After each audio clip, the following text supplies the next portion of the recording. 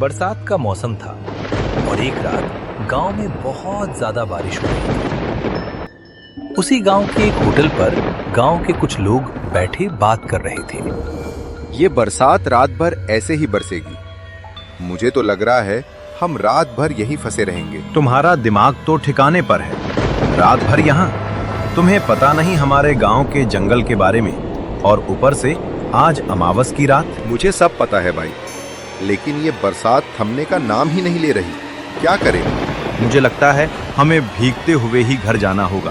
रात बहुत ज्यादा हो गई है, हम ज्यादा देर यहाँ नहीं ठहर सकते। अगर उसकी नजर हम पे पड़ गई तो हम घर पर जिंदा नहीं लौटेंगे।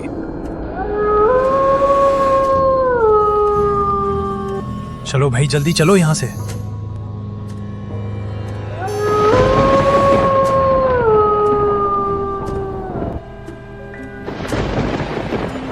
महेश अपनी पत्नी और बेटे के साथ अपने घर में सोया हुआ होता।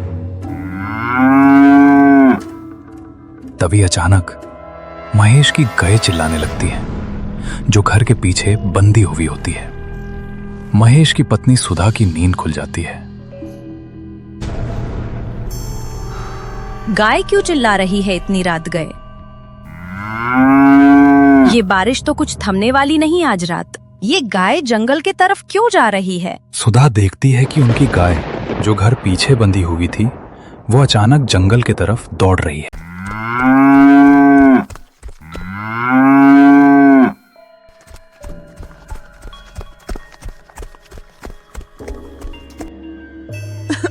उठिए ना, जल्दी उठिए। क्या हुआ सुधा?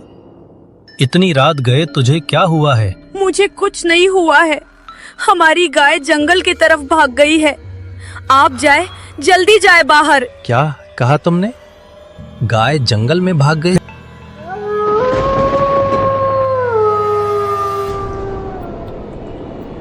इतनी ज्यादा बारिश में महेश अपनी गाय ढूंढने के लिए जंगल की तरफ निकलता है।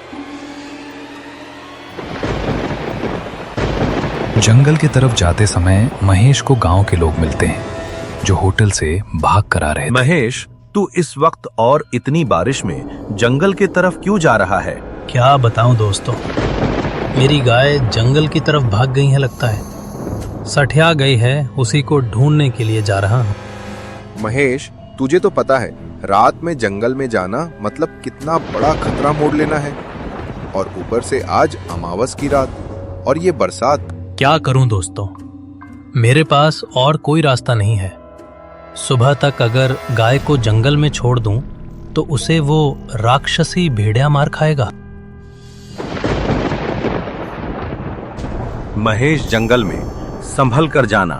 भेड़िए के उस गुफा तक तो बिल्कुल मत जाना।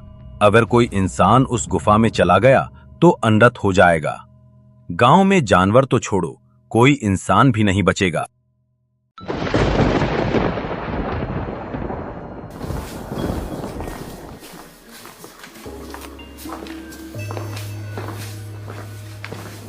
गांव वालों की ये बात सुनकर महेश का गला सूख जाता है, लेकिन महेश के पास और कोई चारा नहीं था। महेश जंगल की ओर बढ़ जाता है।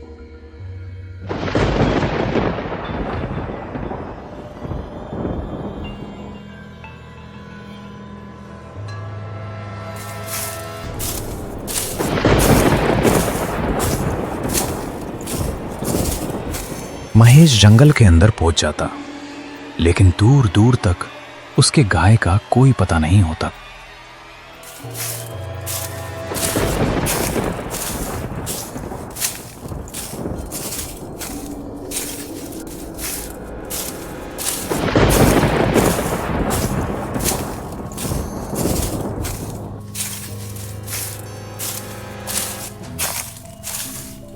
पता नहीं कहाँ चली गई है ये गाय। इतने बड़े जंगल में मैं उसे कहाँ ढूंढूं? बारिश से तो मेरी हालत खराब हो रही है। महेश गाय को ढूंढते ढूंढते थक जाता है। फिर अचानक उसे उसकी गाय की आवाज सुनाई देती है। लगता है गाय यहीं कहीं है।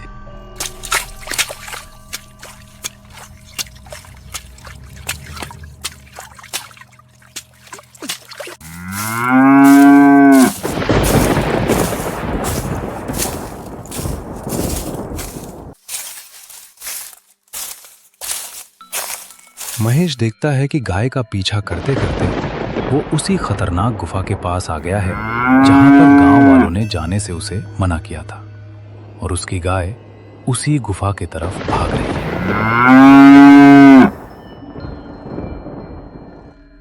महेश देखता है कि उसकी गाय गुफा के बिल्कुल सामने खड़ी है। महेश को देखकर उसकी गाय गुफा के अंदर भाग जाती है। महेश गुफा के बाहर हो रुक जाता है और सोचने लगता है, ये बेवकूफ गाय तो गुफा के अंदर भाग गई। अब क्या करूं मैं उसे? बाहर कैसे ले आऊं? मुझे अंदर जाना ही होगा। झट से अंदर जाकर ले आता हूं। महेश उस गुफा के अंदर चला जाता। महेश गुफा के अंदर जाकर देखता तो उसके होश उड़ जाते हैं। महेश देखता है कि उसकी गाय को भेड़िए ने मार डाला था।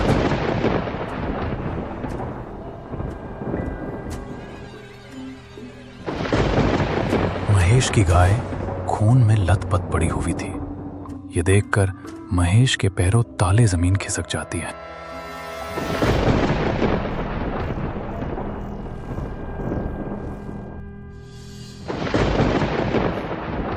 मेरी गाय, अब मैं सुधा को क्या जवाब दूंगा?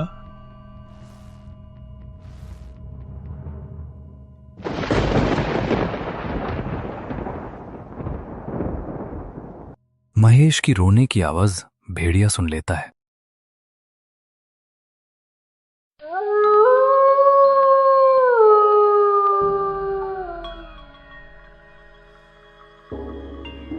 भेड़िए की नजर महेश पर पड़ जाती है।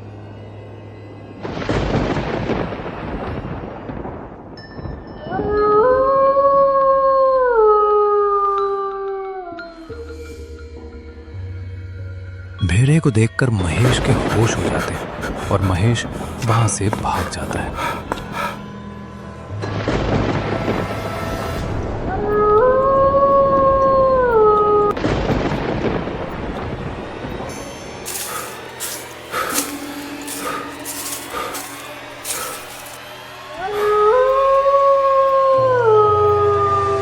बारिश थम जाती है।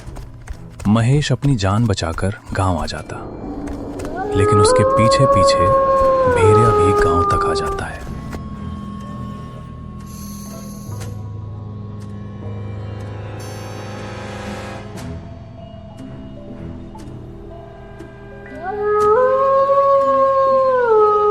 भेड़िया को महेश नहीं मिलता। भेड़िया गुस्से में वहां से चला जाता है। पता नहीं गाय मिली या नहीं, इनका तो अभी तक कोई पता नहीं। क्या हुआ, गाय मिली या नहीं हमारी? गाय का छोड़, मैं कैसे अपनी जान बचाकर वहां से भाग आया हूं। मेरे जान पर बनाई थी। महेश अपनी पत्नी को भेड़े वाली सारी बात बताता है। अगले दिन महेश गांव वालों के साथ बैठा होता है। तभी एक आदमी उससे उसकी गाय के बारे में पूछता है। महेश, क्या हुआ कल रात? तुझे तेरी गाय मिली या नहीं? क्या बताऊं दोस्तों, कल रात के बारे में मेरे साथ क्या अनर्थ हो गया। ऐसा क्या हुआ है जो बताने में इतना डर रहा है? महेश गांव वालों को सारी बात बताता है। वहीं पर महेश के पीछे गांव के एक बुजुर्ग व्यक्ति बैठे हुए होते हैं। इनकी बातें सुनकर वो व्यक्ति इनके पास चले आते हैं।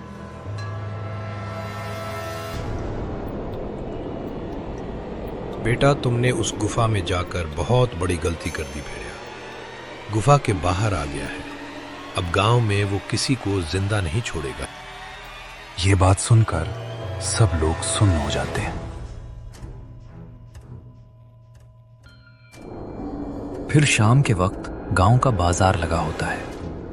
तभी अचानक एक आदमी जंगल की तरफ से भागता हुआ आता है। भाइयों, अपनी जान बचाकर भागो गांव की तरफ, भेड़िया आ रहा। भागो भाइयों, भागो।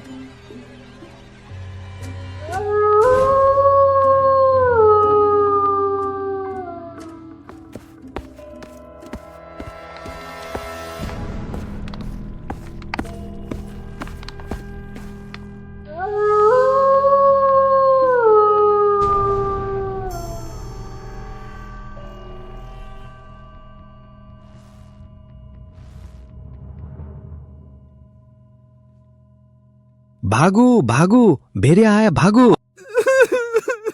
गांव के लोगों में भेड़िए की दहशत फैल जाती है। भेड़िए के आतंक में गांव वालों की बहुत रातें गुजर जाती है। कभी कोई इंसान तो कभी कोई जानवर भेड़िए के हत्थे चढ़ जाता। अब अंधेरा होते ही गांव वाले अपने घरों में चुप जाते। अब रात के समय गांव में सिर्फ सन्नाटा होता।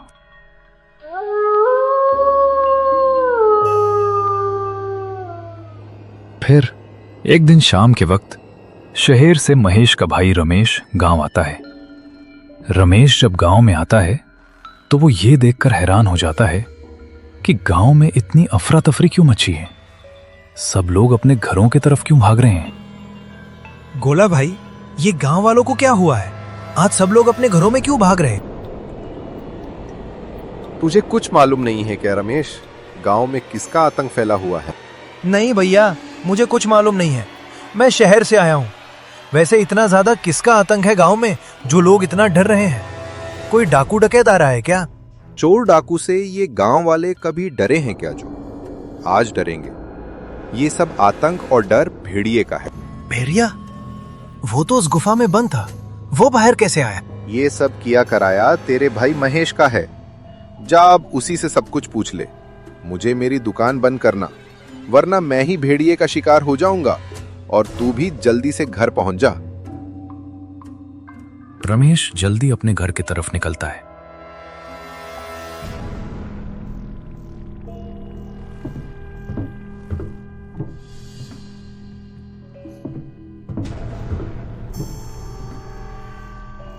अरे रमेश, तू बिना बताए अचानक आ गया, वो भी इस वक्त। वो तो अच्छा हुआ तू थोड़ा जल्दी आ गया, नहीं तो क्या अनर्थ हो जाता पता नहीं। मुझे अचानक छुट्टी मिल रही तो मैं जल्दी ही निकल गया। लेकिन भैया, ये गांव में भेड़िए का आतंक कैसे फैल गया? अचानक भेड़िया गुफा के बाहर कैसे आ गया? और गांव वाले आप पर दोष डाल रहे, ये क्या मंत्रा है? उस रात हमारी गाय सट्टा गई थी और भागकर भेड़िए के उस गुफा में चली गई गाय को बचाने के लिए मैं भी गुफा में चला गया। उस भेड़िए ने गाय को तो मार डाला, लेकिन उसने मुझे भी देख लिया और मेरी भी जान लेने के लिए मेरे पीछे लग गया। मैं जान बचाने के लिए गांव की तरफ भाग आया और भेड़िया भी मेरे पीछे पीछे गांव की तरफ भाग आया। तब से भेड़िया गांव वालों के खून का प्यासा बन गया है। हर रात गांव में उसका आतंक फैल जाता है। लेकिन भैया, हम गांव वाले कब तक उस भेड़िए का आतंक सहन करेंगे? उस भेड़िए को हम सब मिलकर मार गिरा सकते हैं। नहीं रमेश, उस भेड़िए को मरना उतना आसान नहीं है। वो भेड़िया बहुत शक्तिशाली है। ठीक है भेड़िया, हो सकता है शक्तिशाली, लेकिन उसे खत्म करने का कोई ना कोई रास्ता जरूर होगा। हमें यह पता करना होगा कि वो भेड़िया कैसे मर सकता है। इसके बारे में गांव में सिर्फ एक इंसान बता सकता है और वो है रघुवीर काका। रघुवीर काका को भेड़िए के बारे में सब पता है। ठीक है भैया, मैं कल सुबह ही काका को मिलकर सब जानकारी ले लेता हूँ। हम क्या कुछ कर सकते हैं? ठीक है, चले जाना सुबह काका के पास। अब हम सो जाते हैं। रमेश सो जाता है।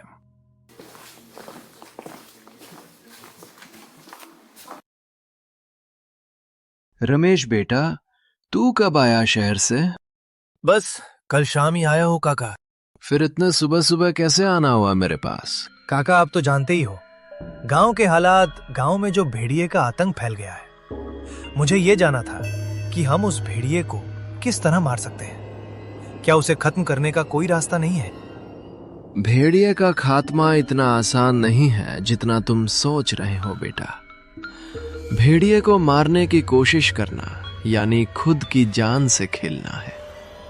लेकिन एक रास्ता है, 7 धातुओं से बने हुए हथियार से उस भेड़िए के सीने के बीचों बीच वार करना होगा। लेकिन बहुत संभाल कर ये काम करना होगा। जरा सी भी चूक अपनी जान पर बनाएगी। रघुवीर काका की बात सुनकर रमेश वहां से चला जाता है। इस भेड़िए के आतंक से मैं तो बहुत परेशान हूँ। रात के समय कहाँ आना जाना मुश्किल हो गया है। अब इस आतंक से हमें आजादी मिल जाएगी दोस्तों। वो कैसे? क्या भेड़िया मर गया? नहीं, लेकिन बहुत ही जल्दी मर जाएगा। मैं रघुवीर काका से सब कुछ जान लिया है कि उसे कैसे मारना है। रमेश गांव वालों को सब बात बताए जो उसे रघुवीर काका ने बताई है। फिर सब मिलकर भेड़िए को मारने की योजना बनाते हैं। रात हो जाती है।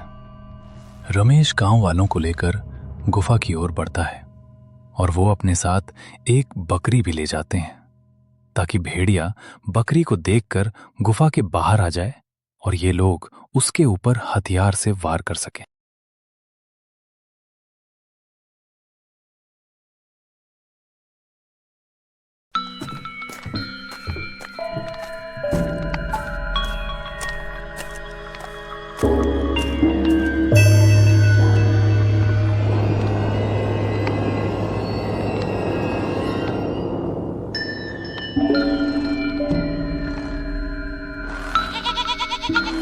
गुफा के बाहर वो लोग बकरी को खड़ी कर देते हैं और भेड़िए के बाहर आने का इंतजार करने लगते हैं।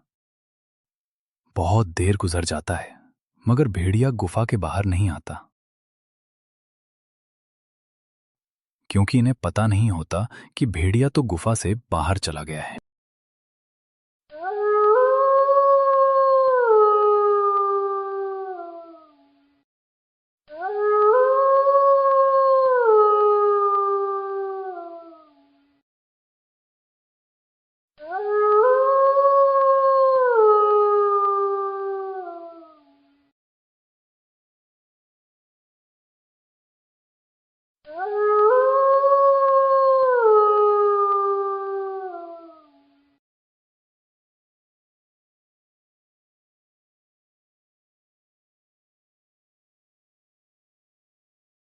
रमेश और बिरजू गुफा के अंदर भेड़िए का इंतजार करने लगते हैं कि कब भेड़िया गुफा में आएगा और वे लोग उसके सीने पर उस हथियार से वार करेंगे।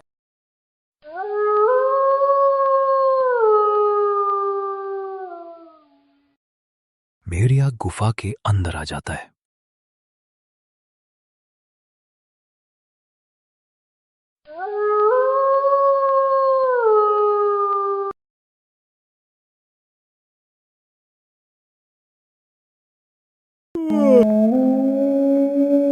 आखिरकार भेड़िया मर जाता है। रमेश और बाकी गांव वाले गुफा से बाहर आ जाते हैं और गांव की तरफ बढ़ जाते हैं। अब गांव में भेड़िए का आतंक खत्म हो गया है। गांव के लोग बिना किसी डर के रात में बाहर निकल सकते हैं।